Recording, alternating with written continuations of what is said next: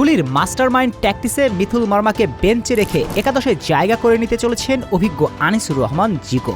কারণ ডুলির tactical ফরমেশনে goalkeeper অনেক গুরুত্বপূর্ণ রোল প্লে করবেন, যেখানে জিকোর বিকল্প আসলে কেউ নেই। চলুন জানা যাক ডুলির ট্যাকটিসে কিভাবে মিথুল মার্মার পরিবর্তে গোলবারে জায়গা করে নিতে চলেছেন জিকো।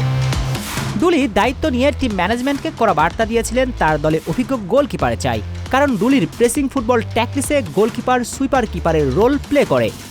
ডুলির দল যখন প্রেসিং ফুটবল খেলে তখন ডিফেন্স লাইন অনেক উপরে উঠে যাবে, এর ফলে ডিফেন্ডারদের পেছনে এবং গোলপোস্টের সামনে বিশাল ফাঁকা জায়গা তৈরি হয়।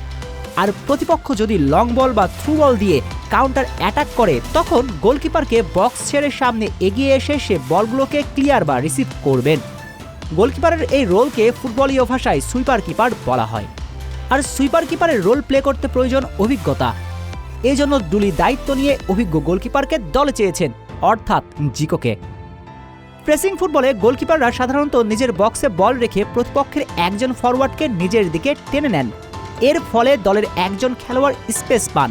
কিন্তু এখানে ঝুঁকি হচ্ছে গোলকিপার তালগোল পাকিয়ে ফেললে হিতের বিপরীতে গোল হজম করার সম্ভাবনাও থাকে বেশি।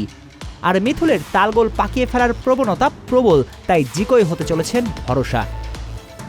প্রতিপক্ষ যখন প্রেসিং ফুটবলের বিপক্ষে man to man counter pressing শুরু করে তখন গোলকিপার থাকে ফাঁকা জায়গায়, তাই স্পেস বের করার জন্য ডিফেন্ডাররা গোলকিপারের সঙ্গে পাসিং ফুটবল শুরু করেন।